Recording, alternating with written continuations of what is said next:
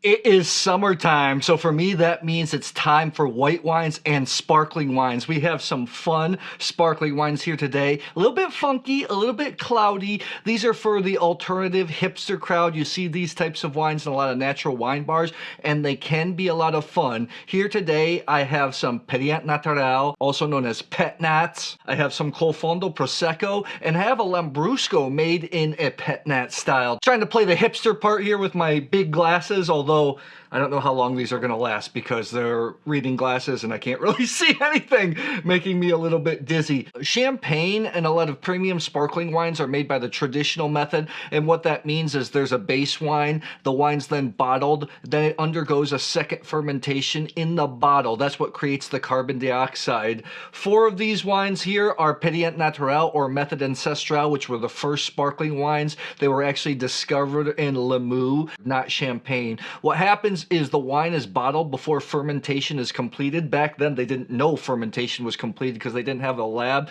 Therefore fermentation would finish in the bottle, which would give off a little carbon dioxide. PÉT-NATs, the bubbles are maybe not as fine as those in Champagne. They're usually a lot of fun to drink and they're pretty inexpensive. They're low in alcohol too. There was really a renaissance of these wines in the Loire and in the Jura in France, although you still see them in Limoux. But Limoux, Method Ancestral, those wines are just a touch sweeter because sometimes you can't control the total fermentation that happens in the bottle unless you get pretty skilled. PÉT-NATs are really hot in the natural wine circles, and I remember stories of when natural wines were first starting to become fashionable. Producers talked about how bottles would explode because they didn't really get the technique down yet.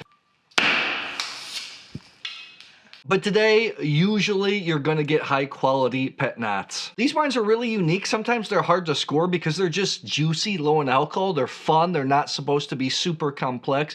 I think fans of sour beers, craft beers are really going to get into this style of wine, but let's just taste. Even though I'm dressed up all hipster, I'm gonna drink all snobby. I've got my Zalto universal glass. This is a great glass, a little bit taller. I think it's gonna be great for sparkling wines. I don't like drinking sparklers out of flutes because they're so small you don't get all the aromas. I'm gonna be drinking out of a glass that's about 4 times the price of some of these bottles. That actually makes me anti-hipster or snobby. I don't know, but let's taste. Some of you like to know about my watches, and today I'm just wearing an ultra hipster Timex quartz field watch. I think I'm gonna have to take these glasses off because I can't see really well. Let's get started here. First, we have a true PÉT-NAT. This is Nature's Revenge Pet Naturel 2023. This is crafted by Pierre Antonin in Carcassonne, so in the Languedoc. Don't know anything about these wines, but let's taste it. I know this is 100% Grenache, strawberry, kind of a rosé PÉT-NAT. Usually these PÉT-NATs are sealed with crown caps. You can disgorge PÉT-NATs. Actually, I prefer PÉT-NATs that are disgorged. In the past, when PÉT-NATs were first starting to become trendy, sometimes I'd open them and they just explode and you lose like 1/3 of the bottle. You want to make sure that sparkling wines are really cold so they don't explode. But just in case, I do have a pan here, just in case. Let's see here. Here we go. Please, please, please don't explode all over all my nice equipment.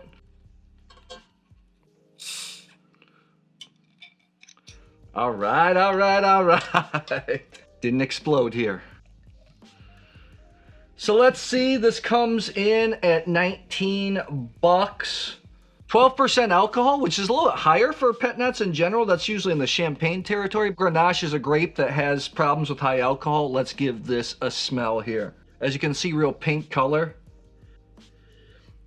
This really smells. I used to be more into it, and occasionally I do drink it. Kombucha tea, fermented tea, that's what this smells like. It smells just like this passion fruit, almost like a grapey mango synergy. That's the kombucha brand that I buy. Now they're trendy. I remember when I bought them, they were like $2 a bottle. Now I went to the store and I think they're $5 a bottle. Yeah, yeasty, sour, strawberry, really kombucha-esque. The bubbles look pretty fine though. Let's see here. Bone dry. Wow. It smelled so sour on the nose, but on the palate, there's so much sweet strawberry flavor. It's pretty good. I would love to drink this on a patio a hot summer day before a barbecue. Bubbles, the mousse can be pretty aggressive. There's not a super long finish. I mean, these PÉT-NATs are supposed to be fun. They're not supposed to be super serious. I'm not really I'm not really gonna score these wines because sometimes pet nats just these type of sparkling wines are just really hard to score. Fun, juicy. I mean, a lot of people might not even think this is wine. You don't even feel the alcohol. For a guy that's not usually that crazy about pet nats, I'd prefer to drink champagne or Cabernet Riesling on a hot summer day. I'm gonna give this a thumbs up. I think it's good. It's very good. Not complex, but hey, it's fine. Next up, we have another pet nat. This is the Bellenda con Alti non Filtrato. 2022 has a vintage, comes in 11%. This has the sediment on the bottom. You can actually shake up the sediment and drink the wine with it. You'll have some more yeasty flavors. For me, it doesn't matter. I'll drink it. I won't drink it. Let's see here. I hope this doesn't explode. I didn't get the bucket out, but I trust. All right, didn't explode. This is made out of the grape Glera. This is made by a Prosecco producer. It's a white pet nat, a little more, it's kind of like a green straw in color, has the color of like a crispy white wine. This is actually super complex and good. This is really yeasty, got lime, grass notes. This almost smells like a sparkling Gruner Veltliner. I can't remember if I've had a sparkling Gruner Veltliner before. I know that they exist, but that's what it smells like, lime, Thai basil. This is actually super complex. Yeastiness on the palate, it's more crispy, clean, like the fruit kind of disappears, but I like the complexity, very mineral driven. This is like a pet nat for connoisseurs, I should say, because there's a lot of complexities. It's more minerally, slatey. I think this wine's less than 20 bucks in the US or in Europe. I know that it's that for sure. I think that the Nature's Revenge, the first pet nat, is going to be more crowd pleasing. Not everybody's going to like this wine because it's more mineral. It's not as fruity on the palate. Doesn't have the longest finish in the world, but I still think it's delicious. I'd give that a go. This is a good start here. I actually think I like that better than their normal Proseccos. Sorry, Bellenda.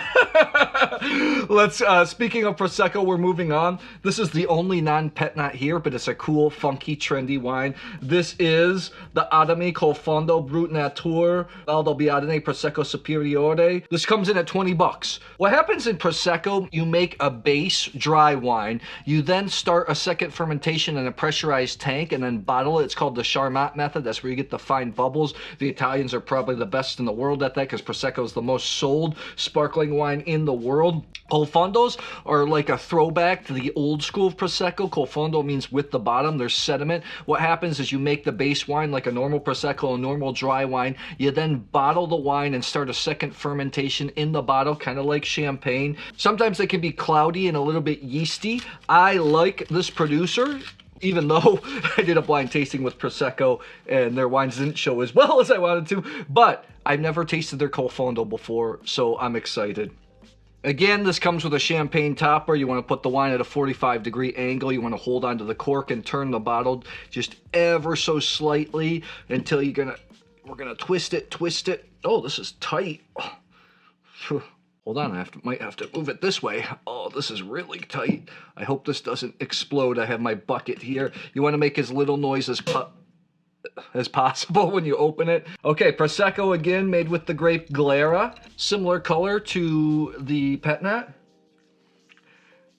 This is complex.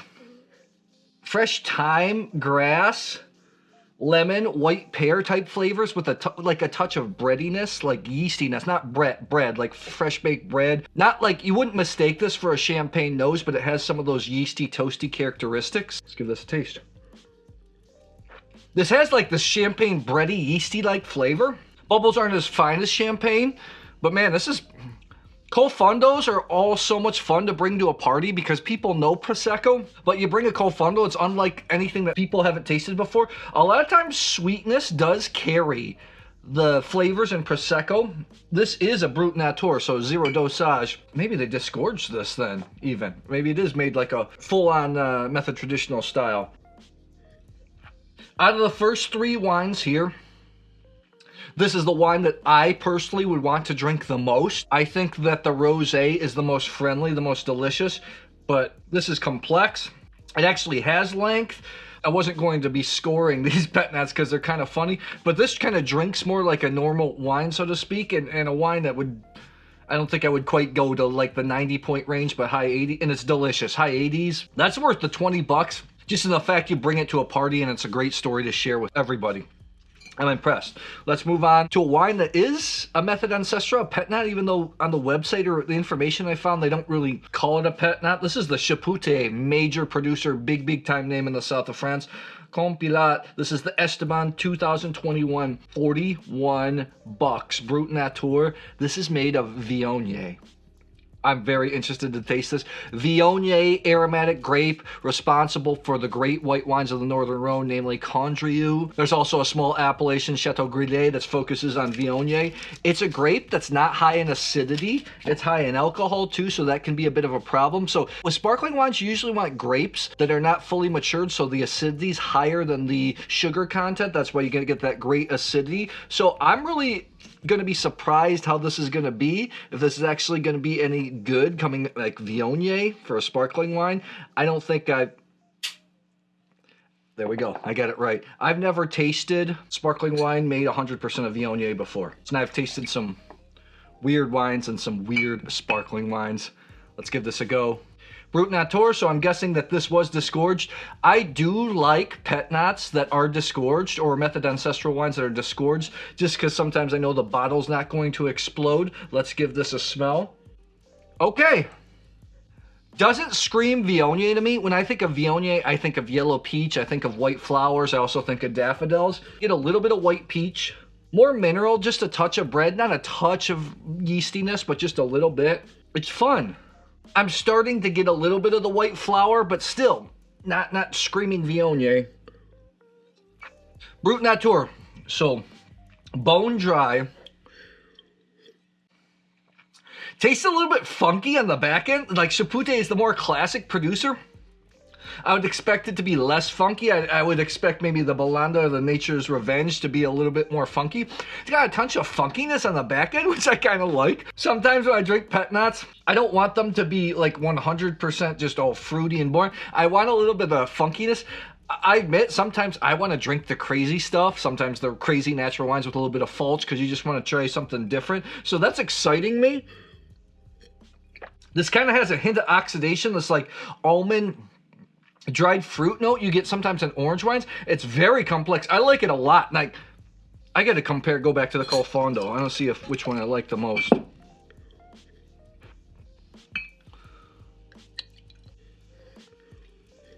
I think structure-wise,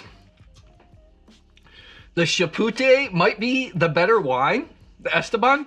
However, it's double the price of the Fondo. The Fondo is a little bit cleaner, a little more familiar for a lot of people. So it's so funny. The Chapoutier, the most classic producer here, has like the most like it's got a touch of funkiness.